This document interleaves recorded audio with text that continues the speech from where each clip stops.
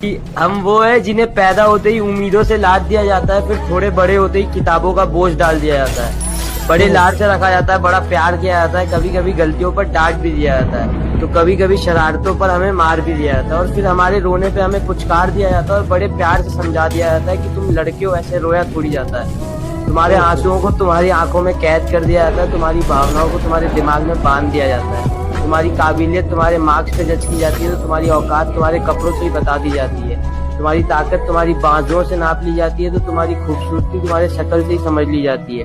तुम्हारी नाकामयाबी पर तुम पर हंसा जाता है, तो तुम्हारी सफलता पर किस्मत का टैग लगा दिया जाता है, तुम्हारे प्यार को कितना इजीली चुतियापा कह दिया जाता है, तो तुम्हारी की गई चीजों को पागलपन समझ लिया जाता है, तुम्हारे दिल टूटने पर हाथ में मदिरा थमा दिया जाता है, तो तुम्हारे अधूरे प्यार को कटवा लिया का टैग दे दिया जाता है, तुम्हारे फीलिंग्स का गला घोट दिया जाता है, तुम्हारे इमोशंस को फांसी पर चढ़ा दिया जाता है, और बड़ी सरलता के साथ कह दिया जाता है कि तुम लड़के हो, ऐसे